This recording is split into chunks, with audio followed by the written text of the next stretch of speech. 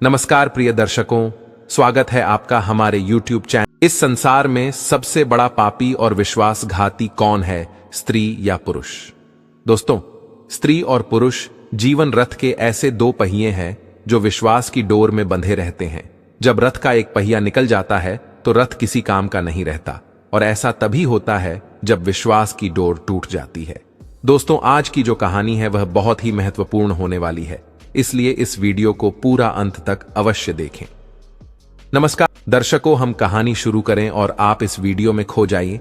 इससे पहले अगर आप हमारे चैनल पर पहली बार आए हैं तो हमारे YouTube चैनल ज्ञान को सब्सक्राइब करें। दोस्तों, अगर आप भी मेरे तरह भगवान श्री राम को सच्चे दिल से मानते हो तो कमेंट में सच्ची श्रद्धा से जय श्री राम जरूर लिखें। दोस्तों, मैं भगवान श्री राम से प्रार्थना करता हूं कि हे प्रभु श्री राम, जो भी भक्त इस वीडियो को पूरा देखेगा और कमेंट में सच्ची श्रद्धा से जय श्री राम लिखेगा, उनके घर परिवार को सुख शांति और संपत्ति से भर देना और अपना आशीर्वाद हमेशा उसके ऊपर बनाए रखना। तो आइए दोस्तों, इस छोटी सी कहानी के माध्यम से समझेंगे कि वास्तव में इस संसार में सबसे बड़ा पापी और विश्वासघाती कौन है, स्त्री या पुरुष। तो आइए कहानी शुरू करते हैं। दोस्तों, एक जंगल में एक तोता और मैना का जुड़ा रहा करता था। उन दोनों में बहुत ही प्रेम था। एक बार किसी बात को लेकर कि तोता और मैना में झगड़ा हो गया तो तोता कहने लगा, इस दुनिया में सबसे बड़ा पापी और विश्वासघाती स्त्री है। तो मैना कहने लगी, आप गलत कहते हैं, इस दुनिया में सबसे बड़ा पापी और विश्वासघाती स्त्री नहीं, पुरुष है। दोस्तों, जब दोनों एक दूसरे की बात से संतुष्ट नहीं हुए तो वे दोनों भगवान श्री राम जी के पास पहुंचे। भगवान श्री राम उस समय 14 वर्ष के वनवास के दौरान जंगल में कुटिया बनाकर माता सीता के साथ बैठे हुए थे। तभी वहां पर तोता और मैना की जोड़ी पहुंच जाते हैं और भगवान श्री राम और माता सीता को प्रमाण करके उन्हें अपनी बात बताई। उन्होंने कहा, प्रभु, आप ही हमारा न्याय कर सकते हैं। स्त्री और पुरुष में कौन ज्यादा पापी और विश्वासघाती है?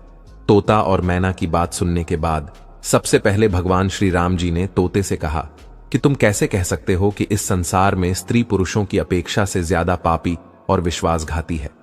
तब तोता कहने लगा, हे प्रभु, मैं आपको एक कहानी सुनाता हूं जिससे साबित हो जाएगा कि इस दुनिया में स्त्री पुरुषों की अपेक्षा से ज्यादा पापी और विश्वासघाती है। तो भगवान श्री राम जी बोले, ठीक है तोता, तुम कहानी सुनाओ। दोस्तों, तब माता भगवान श्री राम जी से कहती है, हे प्रभु, मुझे भी कहानी सुननी है, मैं भी कहानी सुनूंगी। तब भगवान श्री राम जी कहते हैं, ठीक है देवी, बैठो। फिर तोता भगवान श्री राम जी और माता सीता को कहानी सुनाते हुए कहता है, हे प्रभु, हे माता सीता, एक राज्य में चंद्रसेन नाम का एक राजा राज्य करता था। उसके 4 बेटे थे। चारों ही बैठे बहुत ही बहादुर थे, लेकिन सबसे बड़ा बेटा जो था उसका नाम मदन सेन इन था। वह प्रतापी होने के साथ साथ बहुत सुंदर भी था। और इतना ही नहीं, जितना सुंदर मदन सेन था उतनी ही सुंदर उसकी पत्नी चंद्रप्रभा थी। वह भी बहुत ही सुंदर और रूपवान थी। वह अपने समान किसी भी दूसरी स्त्री को सुंदर नहीं समझती थी। हर काम में होशियार थी। अब एक दिन राजा चंद्रसेन ने अपने बेटे मदन सेन को उसकी किसी बात पर नाराज होकर राज्यों से निकाल दिया। राजा का यह हुक्म सुनकर मदन सेन चिंतित हो गया और अपने महल में गया। उधर मदन सेन को उदास देखकर उसकी पत्नी ने पूछा, हे स्वामी, आप उदास क्यों हैं? आपका चेहरा मुरझाया हुआ क्यों है? राजकुमार होकर भी आप इस तरह चिंतित क्यों हैं? तब मदन से कहने लगा, हे प्रिय, तुमसे क्या कहूं, और तुमसे कहने से लाभ भी कुछ नहीं है। आज मेरे पिताजी ने मुझे 12 वर्ष के लिए राज्यों से निकाल दिया है, इसीलिए मैं तुमसे विदाई मांगने आया हूं। अपने पति की ऐसी बात सुनकर चंद्रप्रभा चक्कर खाकर गिर गई और बेहोश हो गई। उसकी यह हालत देखकर राजकुमार मदन सेन के होश उड़ गए। वह सोचने लगा कि मैंने बहुत बुरा किया जो अपनी पत्नी को यह सारी बात बता दी। फिर दासियों ने जब चंद्रप्रभा पर गुलाब का जल छिड़का तो उसे होश आ गया। अब होश में आकर चंद्रप्रभा ने अपने पति राजकुमार मदन सेन से कहा, हे स्वामी, आप मुझ दासी को छोड़कर प्रदेश चले जाएंगे तो मैं आपके बिना कैसे जी पाऊंगी? मैं भी आपके साथ चलूंगी। अब राजकुमार मदन सेन अपनी पत्नी से कहता है, हे प्रिय, तुम मेरे साथ कैसे चल सकती हो, क्योंकि प्रदेश में अनेक प्रकार के कष्ट भोगने पड़ते हैं। और तुम नरम और नाजुक कलियों पर चलने वाली महलों में रहने वाली इतने बड़े दुखों को कैसे सहन कर पाओगी? फिर राजकुमार मदन सेन की बात सुनकर रानी चंद्रप्रभा कहने लगी, हे स्वामी, जीतने भी कष्ट प्रदेश में उठाने पड़ेंगे। वो सब आपके साथ रहते हुए वे सूखी से भी अधिक सुखमय मालूम होंगे। महल के सुख आपके बगैर प्रदेश के दुखों से भी अधिक भयानक प्रतीत होंगे। इससे अच्छा तो यही है कि मैं आपके साथ चलो। दोस्तों, अब तोता भगवान श्री राम जी से कहानी सुनाते हुए आगे कहता है, हे प्रभु, इस प्रकार रानी चंद्र प्रभा की आंखों में आंसू देखकर मदनसेन ने अपने मन में सोचा कि यह मेरे बगैर नहीं रह सकती है, इसलिए मुझे यह शोभा नहीं देता कि इसको तड़पता हुआ छोड़कर मैं चला जाऊं। बेहतर यही होगा कि इसे भी साथ ले जाओ। मन में इस प्रकार के विचार आते ही राजकुमार मदनसेन अपनी पत्नी चंद्रप्रभा से कहता है, अच्छा, तुम उदास मत हो, हम तुम्हें अपने साथ ले चलेंगे। अपने पति की यह बात सुनकर चंद्रप्रभा बहुत खुशी हुई और अपने पति के साथ जाने की तैयारियों में जुट गई।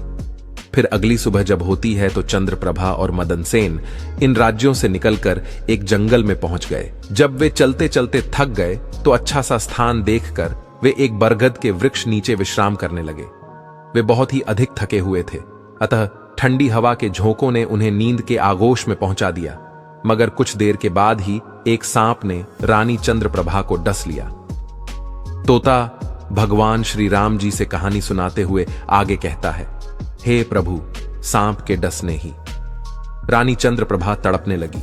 जब राजकुमार मदनसेन की आंख खुल गई तो अपनी पत्नी को तड़पता हुआ देखकर और सांप को जाता हुआ देखकर मदनसेन बेचैन हो गया। फिर कुछ देर के बाद रानी चंद्रप्रभा बेहोश होकर विष से प्रभावित होकर मर गई।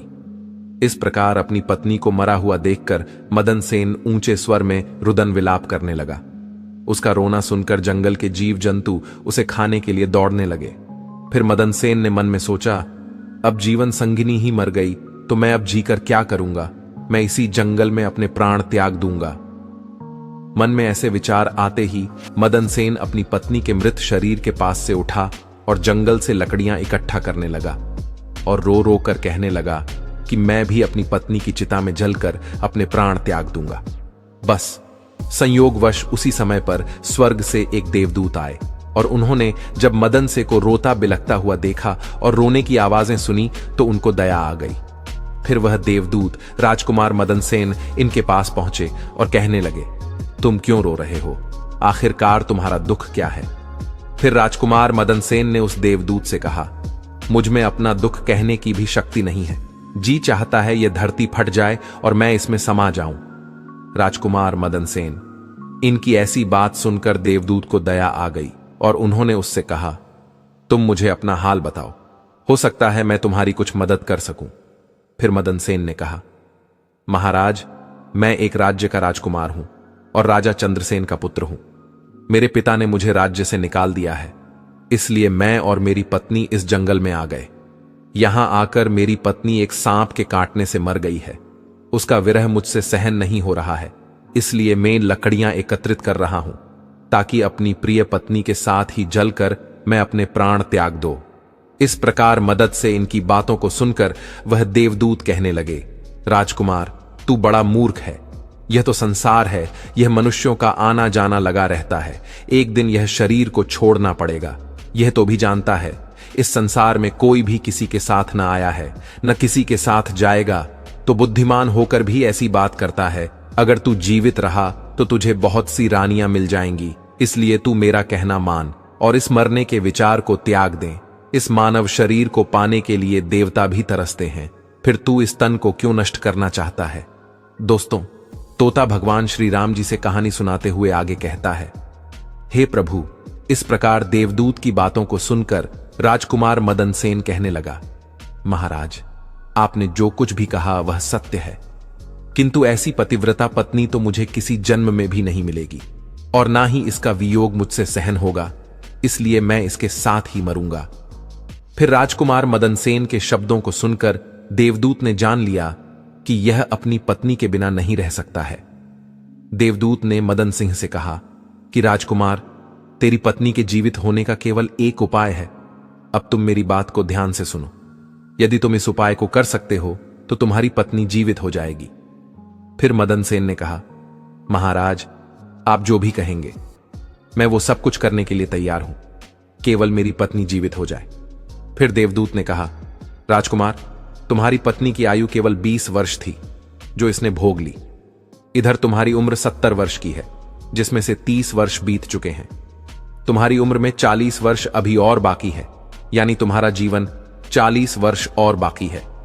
यदि तुम अपनी आयु का आधा भाग अपनी पत्नी को दे दे तो तुम दोनों की आयु बराबर हो जाएगी। यदि यह बात तुम्हें स्वीकार है तो तुम्हारी पत्नी अभी जीवित हो जाएगी। दोस्तों, तोता कहानी सुनाते हुए आगे कहता है, हे प्रभु। इस प्रकार देवदूत की बात सुनकर राजकुमार मदन सेन ने कहा, मुझे स्वीकार है, हे प्रभु। उसके बाद देवदूत ने मदन सेन के हाथ में पानी देकर उसे 20 वर्ष आयु देने का संकल्प लिया और अपनी पत्नी के हाथ व पैरों पर पानी डालने के लिए कहा। अब जैसे ही मदन सेन संकल्प किए हुए जल को अपनी पत्नी के हाथ व पैरों पर डालने वाला ही था, तो देवदूत कहने लगे, पानी को डालने से पहले मेरी एक बात को ध्यान से समझ लो। इसमें एक रहस्य की बात और है। अभी तुम्हें रानी की आवश्यकता है तो तुम पानी को डालकर इसे जीवित कर सकते हो, और यदि भविष्य में तुम्हें रानी की आवश्यकता कभी ना हो तो यह संकल्प तुम वापस भी ले सकते हो। जब यह संकल्प तुम वापस लोगे तो तुम्हारी पत्नी की उसी क्षण मृत्यु हो जाएगी। परंतु एक बात हमेशा ध्यान में रखना, यह संकल्प वापस लेने वाली बात अपनी पत्नी से कभी मत कहना, वरना तुम अपने संकल्प को कभी वापस नहीं ले पाओगे। हमेशा ध्यान में रखना, जीवन में कुछ बातें हमेशा छुपा कर रखनी चाहिए। किसी समय पर यह बात तुम्हारे काम अवश्य आएगी। फिर ऐसा कहकर और उस रानी के ऊपर जल छिड़ककर वह देवदूत वहां से अंतर्ध्यान हो गए। फिर ऐसा करने के बाद रानी उसी समय उठकर बैठ गई और अपने पति से बोली, आज तुम्हें बहुत गहरी नींद में सो गई थी, आपने मुझे जगाया क्यों नहीं? तब मदन सेन कहने लगा, हे प्रिय, तुम बहुत थकी हुई थी, इसी कारण मैंने तुम्हें नहीं जगाया। दोस्तों, तोता कहानी सुनाते हुए आगे कहता है, हे प्रभु। इस प्रकार राजकुमार मदन सेन ने सारी बातें अपनी पत्नी से छुपा ली कि तुम्हें एक सर्प ने काट लिया था और तुम मर गई थी। मैंने तुम्हें जीवित कैसे किया है, यह सारा राज राजकुमार मदन सेन ने अपनी पत्नी से छुपा लिया। फिर उसके बाद राजकुमार मदन सेन और उसकी पत्नी दोनों आगे चल दिए। बहुत दिन बाद उन्हें एक बहुत सुंदर स्थान दिखाई दिया। वहां पर एक फकीर की कुटिया थी। जब वे दोनों उस स्थान पर पहुंचे तो उन्होंने देखा कि एक सुंदर नौजवान फकीर तकिया लगाए बैठा है और हुक्का पी रहा है। वे दोनों बहुत ही थके हारे थे, इसलिए फकीर के पास बैठ गए।